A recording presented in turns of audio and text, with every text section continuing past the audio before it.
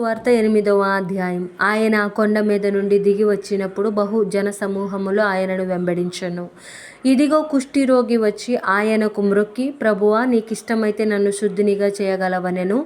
అందుకాయన చెయ్యి చాపి వాణ్ణి ముట్టి, నాకిష్టమే, నీవు శుద్ధుడవు కమ్మని చెప్పగా తక్షణమే వాని కుష్ఠిరోగము శుద్ధి అయ్యెను. అప్పుడు యేసు, ఎవరితోనూ ఏమీయూ చెప్పకు సుమీ, కాని నీవు వెళ్ళి వారికి సాక్ష్యార్థమై నీ దేహమును యాజకునికి కనపరుచుకొని మోషే నియమించిన కానుక సమర్పించుమని వానితో చెప్పెను. ఆయన కపెర్నహూములో ప్రవేశించినప్పుడు ఒక శతాధిపతి ఆయన యొద్దకు వచ్చి, ప్రభువా, నా దాసుడు పక్షవాయువుతో మిగుల బాధపడుచు ఇంటిలో పడి ఉన్నాడని చెప్పి ఆయనను వేడుకొనెను. యేసు, నేను వచ్చి వాని స్వస్థపరచెదనని అతనితో చెప్పగా, ఆ శతాధిపతి, ప్రభువా, నీవు నా ఇంటిలోనికి వచ్చుటకు నేను పాత్రుడను కాను. నీవు మాట మాత్రము సెలవిమ్ము, అప్పుడు నా దాసుడు స్వస్థపరచబడును. నేను కూడా అధికారమునకు లోబడిన వాడను. నా చేతి క్రింద సైనికులున్నారు. నేను ఒకరిని పొమ్మంటే పోవును, ఒకరిని రమ్మంటే వచ్చును. నా దాసుని ఈ పని చేయమంటే చెయ్యును అని ఉత్తరమిచ్చెను. యేసు ఈ మాట విని ఆశ్చర్యపడి వెంట వచ్చుచున్న వారిని చూచి, ఇశ్రాయేలులో ఎవనికైనను నేనింత విశ్వాసమున్నట్టు చూడలేదని నిశ్చయముగా మీతో చెప్పుచున్నాను. అనేకులు తూర్పు నుండి పడమటి నుండి వచ్చి అబ్రహాముతో కూడాను, ఇస్సాకుతో కూడాను, యాకోబుతో కూడాను పరలోక రాజ్యమందు కూర్చుందురు గాని రాజ్య సంబంధులు వెలుపటి చీకటిలోనికి త్రోయబడుదురు. అక్కడ ఏడ్పును పండ్లు కొరుకుటయు నుండునని మీతో చెప్పుచున్నానెను. అంతటా యేసు, ఇక వెళ్ళుము, నీవు విశ్వసించిన ప్రకారము నీకు అవును గాకని శతాధిపతితో చెప్పెను. ఆ గడియలోనే అతని దాసుడు స్వస్థత నొందెను. తరువాత యేసు పేతురింటిలో ప్రవేశించి జ్వరముతో పడి ఉన్న అతని అత్తను చూచి ఆమె చెయ్యి ముట్టగా జ్వరం ఆమెను విడిచెను. అంతటా ఆమె లేచి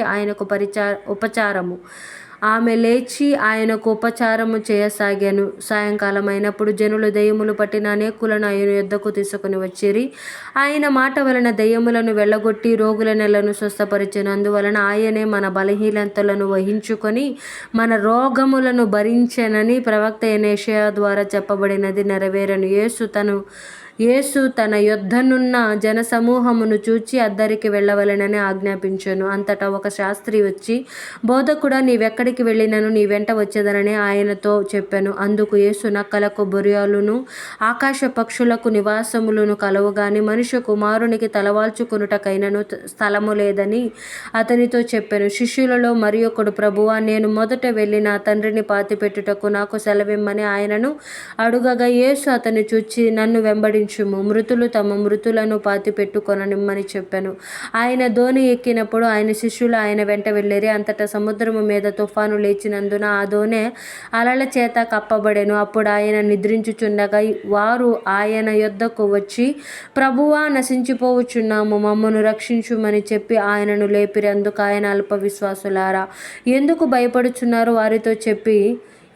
భయపడుచున్నారని వారితో చెప్పి లేచి గాలిని సముద్రమును గద్దింపగా మిక్కిలి నిమ్మలమాయెను. ఆ మనుష్యులు ఆశ్చర్యపడి, ఈయన ఎట్టివాడో, ఈయనకు గాలియు సముద్రమును లోబడుచున్నవని చెప్పుకొనిరి. ఆయన అద్దరినున్న గదారేనీయుల దేశము చేరగా దెయ్యములు పట్టిన 2 మనుష్యులు సమాధులలో నుండి బయలుదేరి ఆయనకు ఎదురుగా వచ్చిరి. వారు మిగుల ఉగ్రులైనందున ఎవడునూ ఆ మార్గమును వెళ్ళలేకపోయెను. ఇదిగో దేవుని కుమారుడా, నీతో నాకేమి? కాలము రాక మునుపే మమ్మును బాధించుటకు ఇక్కడికి వచ్చితివా అని కేకలు వేసిరి. వారికి దూరమున గొప్ప పందుల మంద మేయుచుండగా ఆ దయ్యములు, నీవు మమ్మును వెళ్ళగొట్టిన ఎడల ఆ పందుల మందలోనికి పోనిమ్మని ఆయనను వేడుకొనెను. ఆయన వాటిని పొమ్మనగా అవి ఆ మనుష్యులను వదిలిపెట్టి ఆ పందులలోనికి పోయెను. ఇదిగో ఆ మందంతయు ప్రపాతము నుండి సముద్రములోనికి ఒడిగా పరిగెత్తుకుని పోయి నీళ్లలో పడి చచ్చెను. వాటిని మేపుచున్నవారు పారిపోయి పట్టణములోనికి వెళ్ళి జరిగిన కార్యములన్నీయు దయ్యములు పట్టిన వారి సంగతియు తెలిపిరి. ఇదిగో ఆ పట్టణస్థులందరూ యేసును ఎదుర్కొన వచ్చి ఆయనను చూచి తమ ప్రాంతములను విడిచి పొమ్మని ఆయనను వేడుకొనిరి.